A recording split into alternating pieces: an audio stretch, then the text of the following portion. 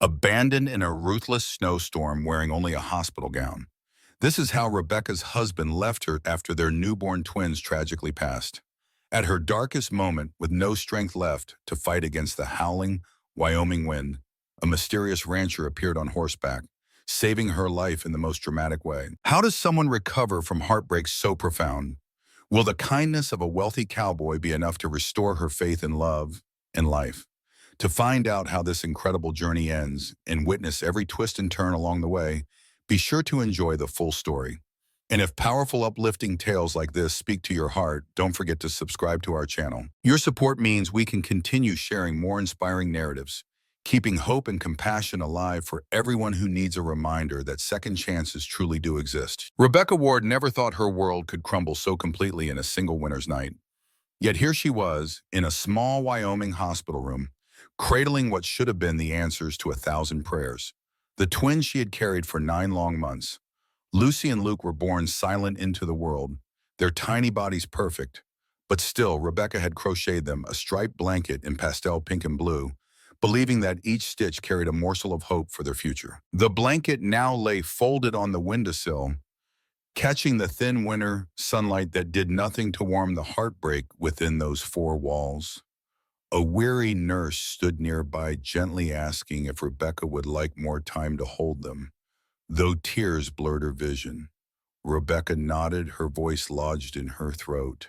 She had dreamed of this moment countless times, but in every dream, Lucy and Luke were vibrant with life, crying out for her touch. Now they were as cold and unmoving as the snow drifting outside. Standing rigid by the window was Todd Ward, Rebecca's husband of 8 years. His broad shoulders quivered, knuckles tapping the glass in a mechanical staccato. Ever since the doctor explained the babies had not survived, Todd refused to look at them or speak directly to Rebecca. Where once he'd teased her for reading stacks of parenting books and insisted he'd be the fun parent he was now, locked in a silence darker than the storm gathering beyond the hospital walls. When Rebecca pleaded for him to say something, anything, his eyes flashed with a pent-up fury she had rarely seen even on his most stressful days of running their small family farm. The nurse's soft footsteps retreated, leaving them alone. Rebecca tried to catch Todd's gaze, hugging Lucy and Luke closer to her chest, as though her warmth might do what medical science could not. "Please," she whispered, voice cracking. "There are babies. Just hold them once. They're beautiful." Todd's breath came out in a ragged, bitter sound that might have been a laugh. Beautiful, his words cut through the hush. "They're gone, Rebecca. You couldn't even do this one thing, right? Bring them into the world safely." Each syllable felt like a shard of glass lodging itself deeper into her heart. She had seen Todd frustrated with broken machinery or tough financial spots before, but he had never turned that ire on her, cradling Lucy and Luke. Rebecca couldn't respond.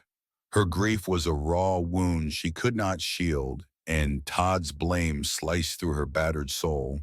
He stormed out of the room, slamming the door so fiercely that the water glasses by her bed rattled. The nurse re-entered, sympathy etched across her face. She gently took the twins from Rebecca's trembling arms, promising that they would be handled with utmost care, left alone. Rebecca noticed the crocheted blanket on the windowsill once more. She realized that the bright, hopeful stripes were a heartbreaking reminder of everything she'd lost. Through the window, she glimpsed Todd outside in the parking lot, pacing in the swirling snow. Though the storm raged, she knew a different kind of storm was already brewing in his heart, and she feared this was only the beginning of her darkest night. The next hours passed in a haze for Rebecca, her limbs heavy with sedatives the doctor had given her to cope with shock. When Todd insisted on signing her discharge forms that very evening, his anger overshadowed any concern about the weather conditions. A fierce snowstorm battered the hospital's windows, and the receptionist cautioned them against traveling. But Todd brushed off all warnings.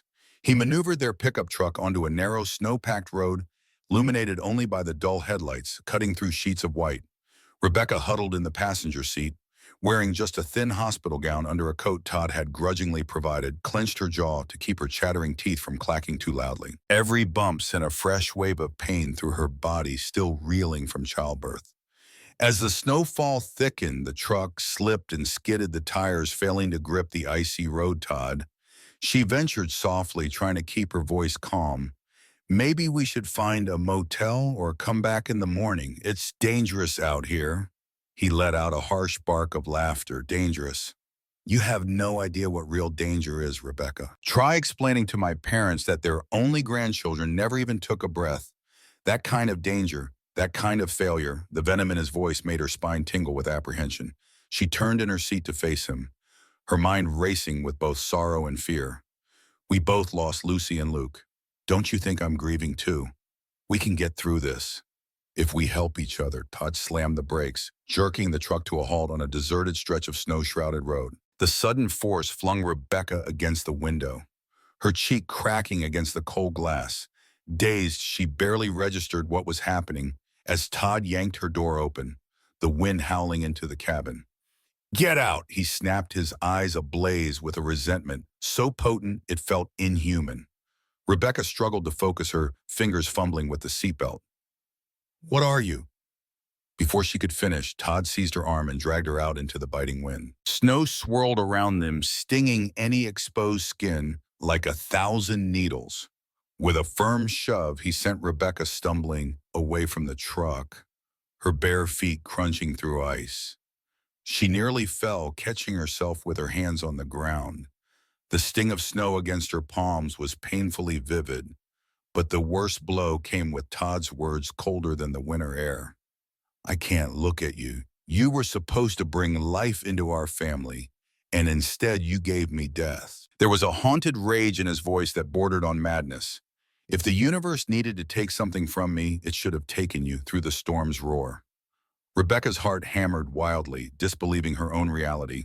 She watched aghast as Todd climbed back inside the cab, slammed the door, and accelerated away. The red glow of the taillights vanished almost instantly in the whiteout conditions.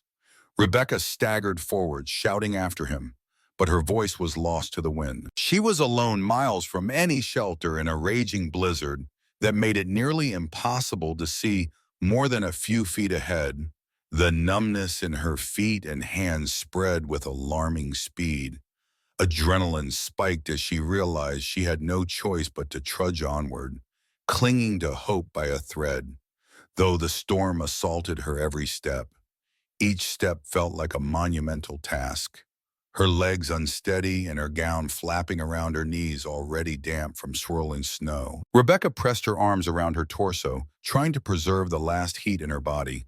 The sedatives hadn't fully worn off, leaving her lightheaded and slow. At times she wondered if she was dreaming or if this was some twisted nightmare she couldn't escape. But the merciless cold that sank into her bones was far too real. The wind pelted her face and her tears froze on her lashes. She thought of Lucy and Luke, with every step whispering an apology to them, that she couldn't keep herself together. She prayed that the end would be swift, if it came to that. A slow, freezing death seemed unbearable. She didn't know how long she walked. Minutes felt like hours. The clouds overhead obscured the moon and stars, providing no reference for time or direction. The world reduced to a wild swirl of gray and white, with no footprints left behind to mark her passage. Her mind drifted over memories: the first time she told Todd they were expecting twins, the baby shower thrown by her neighbors, the nursery she had painstakingly decorated. Each recollection stabbed at her heart. Todd had been so full of plans, so proud to become a father. She couldn't reconcile that hopeful man with the one who had just abandoned her in a winter storm. As her strength waned, Rebecca found herself stumbling more frequently. Once she toppled forward into a snowbank, and it felt oddly comforting to just stay there. The numbness had progressed to an eerie warmth, a deceptive cloak. Hypothermia sometimes drapes over its victims. She blinked, her eyes fluttering closed for a few moments longer each time. Just as she teetered on the brink of accepting her fate, a distant sound reached her ears, a dull thud in the howling wind. Hoofbeats.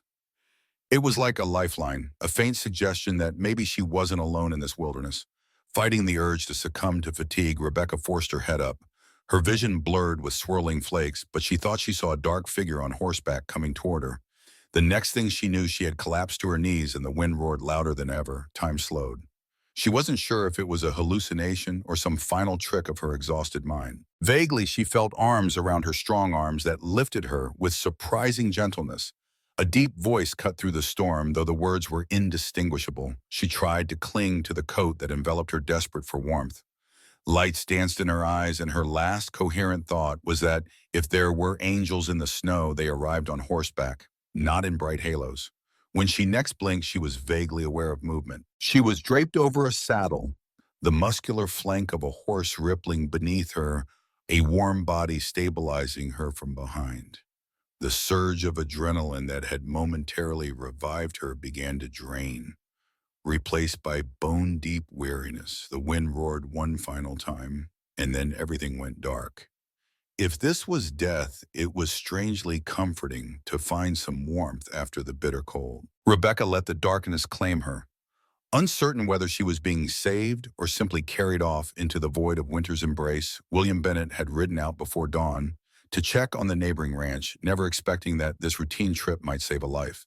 He had ventured farther than usual, caught by the sudden ferocity of the storm, and worried about crossing the steep ravines when the wind howled. His horse ranger was sure-footed even in snow, but William's instincts told him a blizzard could turn fatal fast. He almost didn't see the figure in the whiteness, thinking at first it was just a drift. But a closer look revealed the outline of a person barely conscious and dangerously cold. It took a moment for his brain to register the tattered hospital gown, the bruises on her face and her bare feet turning blue in the snow. Quickly, he leapt from Ranger's saddle to kneel at the woman's side. She was still breathing, though faintly. "Stay with me," he murmured, voice hoarse from the cold. His breath hung like fog around them. He swiftly took off his thick sheepskin coat, wrapping it around her frail body. When she stirred, muttering something about her babies, his heart clenched with pity and anger. He had seen too many tragedies in these harsh lands, but leaving someone to freeze, that was a cruelty he could hardly fathom. Securing her against his chest, William hoisted her onto the saddle before mounting behind her. He instructed Ranger to make for Bennett Ranch. The horse needed no urging, sensing the urgency. William kept one arm firmly around her torso, aware that her consciousness flickered. Each time her head lolled, he felt a surge of desperation. "No, no, you don't get to do that," he whispered into her ear, trying to spark any glimmer of awareness. "You hang in there, we're almost home." Even under the coat, he could feel her shivering violently. Shivering was good. It meant her body was still fighting. Worse was the moment when the shivering would stop. He calculated his odds: at least another half-hour ride through near-zero visibility. The ranch might as well have been 1,000 miles away. Still, Ranger pressed forward with determination. William trusted the horse's instincts. Animals often found a path when a man couldn't even see it. Finally, the faint glow of the porch light came into view, like a lighthouse beacon through a tempest. Relief flooded him as he guided Ranger across the wooden bridge leading to the main yard. Nettie Hayes, his longtime housekeeper and friend, stood on the porch, lantern in hand. Her eyes went wide at the sight of William cradling an unconscious woman. "Good Lord in heaven," Nettie whispered, rushing down the steps. "Bring her in. We'll take care of her." William dismounted carefully, shielding the woman from the wind as Nettie held the door open. As he carried her across the threshold, William silently vowed that whoever had abandoned her like this would face the consequences. Inside, the warmth struck them like a physical force, and he knew the next hours were critical. Survival in the Wyoming winter wasn't guaranteed even after rescue, but at least here she had a fighting chance. Bennett Ranch had seen its share of injuries and ailments: cowhands thrown by horses, frostbitten travelers who underestimated Wyoming's winters, even the occasional ranch animal crisis. Nettie, who had raised her own brood of 6 before coming to work for William's family, was no stranger to tending wounds, physical or otherwise. She bustled about the spacious living room, ordering the ranch hands to stoke the fire and fetch blankets, then directed William to lay the newcomer on the old leather couch. The woman's face, gaunt and battered, looked ghostly against the bright patchwork quilt Nettie draped over her. They worked quickly, peeling away the wet hospital gown, always mindful of her modesty, then layering her in dry flannel pajamas pulled from a spare drawer. While William fetched the first aid kit and hot compresses, Nettie gently checked for signs of frostbite. The woman's feet were badly swollen, bluish around the toes, but still salvageable if warmed with care. Her arms bore fresh bruises, some in distinct finger-like patterns. Anger flared in Nettie's warm brown eyes. "Someone did more than just abandon her in a storm," she said under her breath. "They roughed her up first." William said nothing, but his jaw tightened at the sight of the bruises. He'd lost his wife Caroline to complications in childbirth years ago. Though that pain had softened over time, this scene brought it roaring back. The nurse's ID bracelet around the woman's wrist listed her name as Rebecca Ward, and included the maternity ward's insignia. The implications were obvious: recently pregnant, possible postpartum complications, and now bearing marks of violence. William steadied himself with a breath. No time for personal ghosts. This woman needed help now.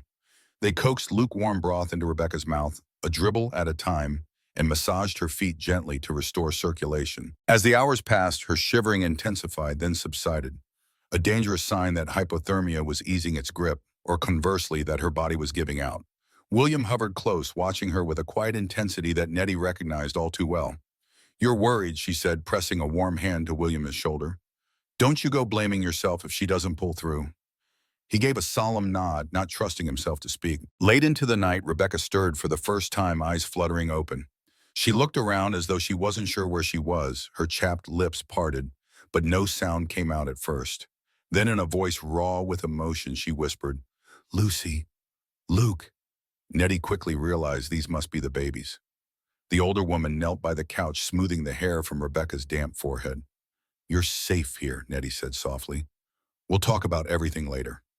For now, just rest." Tears slipped from Rebecca's eyes, and William felt a fierce protectiveness surge up. He silently vowed that no one would ever harm her again. When the storm finally let up in the early morning, William stepped outside to call the local doctor, Dr. Carter, who lived several miles away. The phone lines were spotty, but he managed to relay the situation. Dr. Carter promised to come as soon as the roads cleared. Stepping back into the house, William found Nettie sitting beside Rebecca, quietly humming a lullaby that might have belonged to an earlier generation.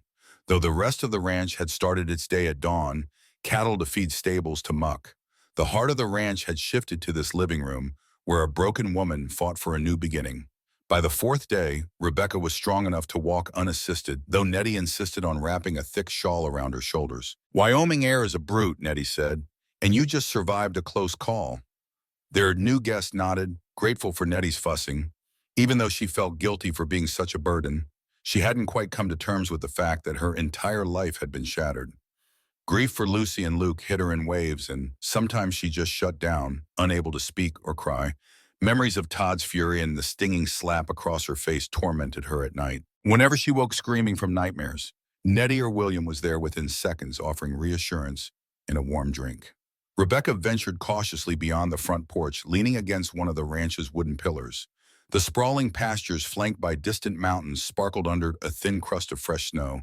The air was cold but bracing, and she felt the first stirrings of something almost like hope. She'd grown up in a rural community, though not nearly as large as Bennett Ranch. The lines of fencing and the barn's red silhouette comforted her with a sense of familiarity. William approached from the main barn, doffing his hat as he neared morning. He greeted quietly, as though respecting the fragility of her mood. Rebecca managed a small smile.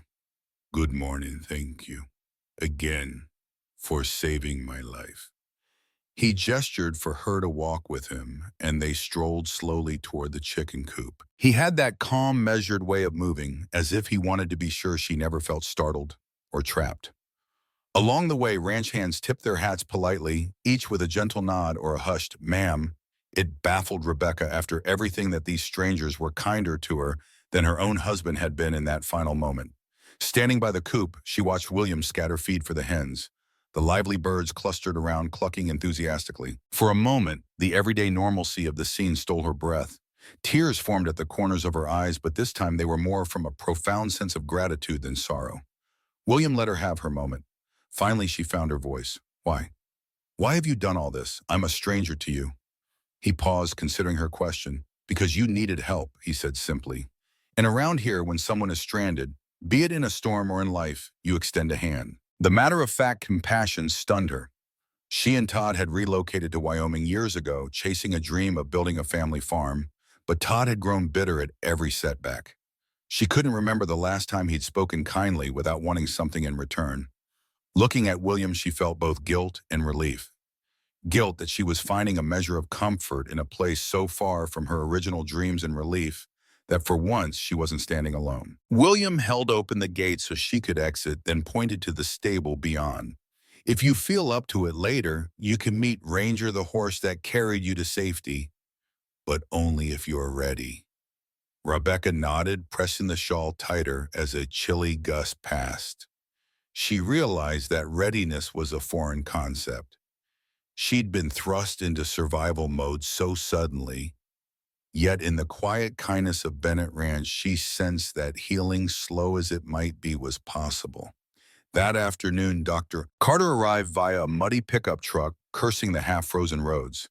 A silver-haired man with sharp eyes and a gentle bedside manner. He gave Rebecca a thorough examination in the ranch's cozy living room. He pressed his stethoscope to her chest, checked the frostbite on her toes, and gently palpated the bruises on her ribs. His expression turned grim at the sight of the bruises around her wrists and the lingering mark on her cheek. "You've been through quite an ordeal, Mrs. Ward, Doctor," Carter said softly, lowering his stethoscope. Rebecca looked away, struggling with the urge to correct him. Her surname no longer felt like it belonged to the woman she had become. Nettie hovered, offering cups of steaming chamomile tea and extra blankets, even though Dr. Carter insisted the temperature in the room was fine. William stood just beyond the doorway, arms folded, listening intently. Finally, Dr. Carter set down his medical bag. "Physically, you'll recover. The frostbite isn't severe enough to cause permanent damage, and your bruises will heal with proper rest, but—" He paused, glancing at William and Nettie before letting his gaze return to Rebecca. "Your emotional scars may need more time and more care. Grief counseling might be helpful, as well as reporting what happened to the local authorities." A flutter of panic seized Rebecca's chest at the mention of authorities. She hadn't yet confronted the idea that Todd might be looking for her or that the law might force her to return to him. "I'm not stable enough to face all that," she admitted, voice trembling. "I lost my babies. My husband. He blames me for that." William's face darkened with anger, but he remained silent. Nettie reached out to place a comforting hand on Rebecca's shoulder. "No one will make you do anything until you're ready," Nettie said firmly. "You're safe here." The conversation shifted to follow-up care, possible therapy, and the vital need for rest and nutrition. Dr. Carter left behind pamphlets and phone numbers for crisis hotlines, though Rebecca wasn't sure if she'd ever use them. It wasn't that she didn't need help, she simply couldn't yet imagine opening her wounds to a stranger on the other end of a telephone line. After Dr. Carter departed, Nettie shooed everyone out of the living room so that Rebecca could rest properly. "She's not going to mend if y'all keep hovering," Nettie scolded William in a hushed tone. Despite Nettie's insistence, Rebecca found little peace in the quiet that followed. Ghosts of Lucy and Luke populated her thoughts. She pictured Lucy's soft lashes, Luke's tiny fingers. She revisited the moment in the hospital when the nurse asked if she wanted more time with them. She regretted not holding them longer, not memorizing every detail of their faces. She'd hardly even had a chance to kiss their foreheads before the nurse had to take them away. Guilt, regret, and heartbreak wove themselves into her consciousness so deeply that she felt numb all over again. Lying on the couch, she noticed an old photograph on the mantel. It showed a younger William standing proudly beside a pregnant woman with laughing eyes. Caroline, she remembered Nettie saying. Caroline had died, and William carried that loss quietly. The parallels to her own tragedy stung. She wondered if that was why he'd risked his own safety to rescue her. Whatever the reason, she was grateful. Exhaustion washed over her, and she closed her eyes, letting the crackling fireplace lull her into a fitful dream, tangled sleep. She did not dream of Todd, but she did dream of Lucy and Luke, free and alive in a meadow of green, while winter raged somewhere far away. Weeks slipped by with surprising ease at Bennett Ranch. What began as an emergency rescue evolved into a pattern of daily life that steadied Rebecca's fractured spirit. She rose early enough to watch the sunrise illuminate the snow-capped mountains, then joined Nettie in the kitchen for a breakfast of biscuits and eggs fresh from the coop. She spent her afternoons trying to regain her strength, taking short walks outside, helping Nettie with small tasks like washing vegetables or hanging laundry by the fire to dry. Bit by bit, she felt her body recover. The deeper wounds she knew would need longer. William busied himself with ranch duties, but never strayed far. Each time he passed through the house, he'd ask if she needed anything or gently urge her to rest if she looked too tired. Every once in a while, she caught him studying her from afar, a concern in his eyes that mirrored Nettie's motherly watchfulness. Not wanting to impose, Rebecca offered to assist with feeding the chickens one morning. Nettie, seeing the spark of independence, handed her a basket of feed. "Knock yourself out, dear," she said. "Just don't let those feisty hens bully you." Outside, the crisp air nipped her cheeks, but she marveled at how good it felt to do something purposeful, no matter how small. The biggest shift occurred when William invited her to ride Ranger, the horse that had carried her to safety. She hesitated. Memories of Todd's controlling admonitions flashing in her mind. He used to say a farmer's wife had enough chores without dabbling in something risky like horseback riding. But William was patient, showing her each step of saddling and bridling. By the time he helped her mount, she felt a giddy nervousness that eclipsed her usual anxiety. Ranger, as if sensing her inexperience, moved slowly and carefully. They only circled the paddock once, but when she dismounted, she felt a small surge of pride. Her body was healing, and so was a piece of her soul that Todd had tried to stomp out. Meanwhile, word of her presence on the ranch was kept low-key. William and Nettie understood the potential danger if Todd discovered her location. However, out in these parts, secrets had a way of being kept if the community felt it was justified. Carter visited whenever he could, reassuring them that for now, there was no urgent legal requirement to declare her presence unless Todd filed a missing persons report or if the law came knocking. Rebecca dreaded the idea of Todd seeking her out. She sometimes woke in a cold sweat, convinced she heard his truck rattle up the drive. But each time, William's calm voice or Nettie's motherly pat on the back dispelled her fears. "He can't hurt you here," William insisted. Not without a fight. Increasingly, Rebecca found solace in tending a small herb garden. Nettie kept on the windowsill. Basil, rosemary, and thyme thrived in clay pots, lending the kitchen a gentle fragrance. Nettie had told her that William's mother had once dreamed of expanding the ranch's gardens, but after his mother's passing, the idea faded. Now each time Rebecca touched the green leaves, she thought of Lucy and Luke, how life can persist in small, unexpected ways. She started collecting seeds, labeling them meticulously, imagining a future that wasn't bound by Todd's destructive anger or the heartbreak that still pulled at her.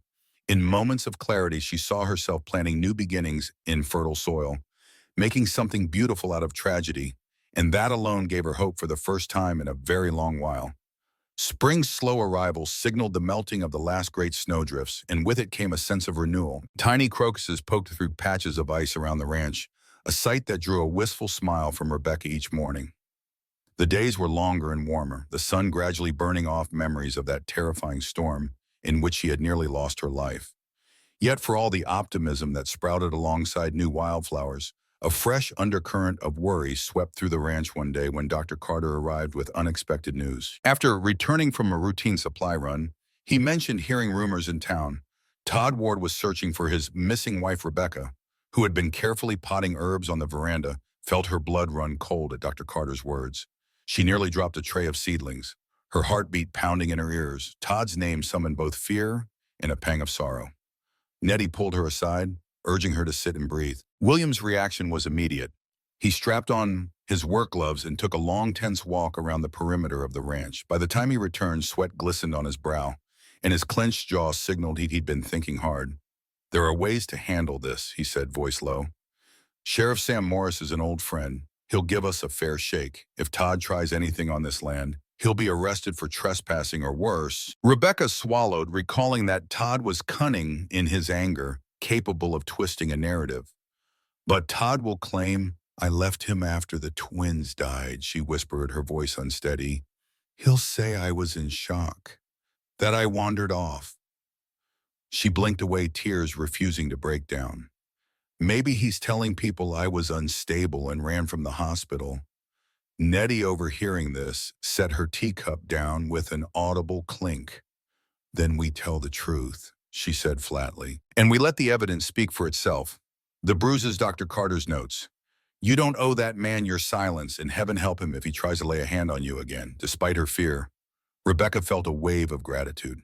These people, practically strangers, rallied around her in a way that Todd never had, even when they'd first loved each other. Despite the threat looming on the horizon, life at the ranch continued. Cows still needed tending.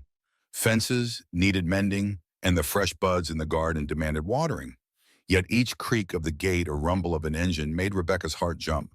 She thought of Lucy and Luke, of the faint memory of holding their still forms, and made a quiet promise to them. I won't be a victim anymore. If Todd wanted to confront her, she'd stand her ground, flanked by the unwavering support of William and Nettie. One afternoon, as she sat on the porch repotting a lavender plant, William joined her, bringing 2 cups of iced tea. They sipped in silence for a while, the Wyoming breeze carrying the scent of pine from distant hills. Finally, he cleared his throat. No matter what happens, you won't face it alone, he said. We see you here as part of the ranch, part of our family, and family doesn't turn its back ever. Rebecca let those words sink in, noticing how her chest felt less tight, less confined by dread. Though Todd's specter hovered out there, waiting for a chance to reclaim her or punish her, the woman she was becoming had begun to see that fear would no longer define her path. That fateful confrontation came on a late spring afternoon, just when the ranch was at its most serene. The trees had leafed out, the meadows glowed a soft green, and the stable was alive with activity. Rebecca was in the garden, kneeling by a row of new seedlings, when the sound of an approaching vehicle rumbled across the otherwise tranquil day. Her heartbeat lurched. She recognized the engine's uneven growl before she even glanced up. There, pulling in past the gate, was Todd's battered pickup. Dust trailed behind the truck, and every muscle in Rebecca's body tensed. She dropped her trowel, her fingers going numb at the sight of him stepping out. Todd's eyes were wild, his hair disheveled, in the set of his mouth an unsettling snarl. "Rebecca?" He barked, scanning until he spotted her beside the garden fence. She could feel the old terror clawing its way back, but she inhaled deeply, forcing herself to remember she wasn't alone. William, upon hearing the commotion, came striding around the side of the barn. Nettie emerged from the house at almost the same moment, and 2 ranch hands closed in from behind. Todd glanced around, noticing the ring of silent watchers, but he pressed on.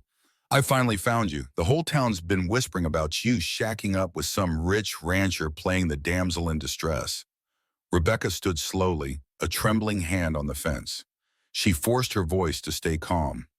"You left me," she said, each word meticulously, shaped by months of simmering anger and heartbreak. "In a blizzard barefoot, in nothing but a hospital gown." Todd's face contorted, a grimace of rage and twisted pride. "You were hysterical. You lost our babies and I." He paused, voice cracking. "I couldn't handle, but anger took over again before he could finish. You made me look like a fool. Everyone thought I was some kind of monster." At that, William stepped forward, fists clenched, but he held himself back. "You are a monster," William said quietly.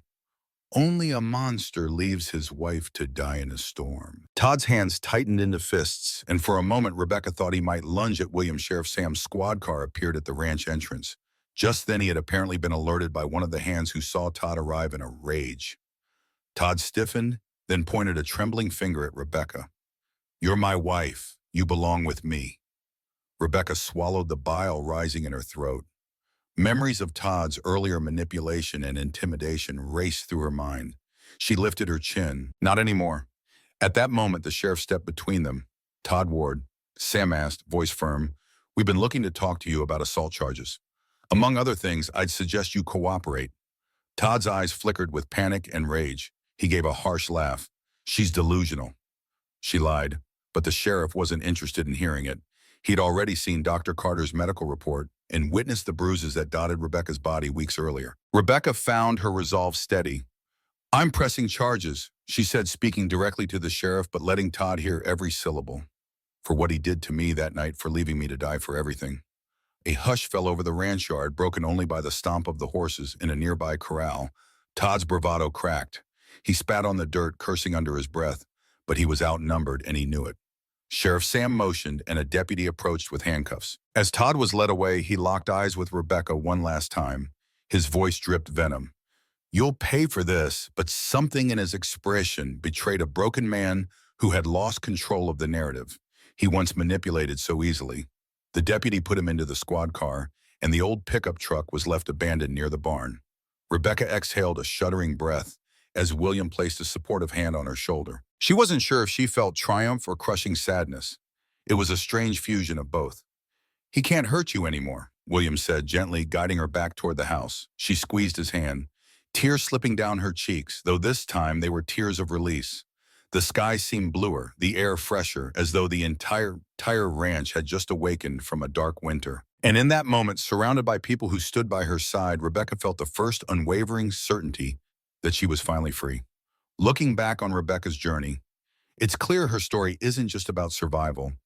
It's about rediscovering hope, trust, and the courage to love again. From the night she nearly lost her life in a howling storm to the peaceful morning spent tending to the ranch's animals, every chapter served as proof that new beginnings can blossom even after the harshest winters.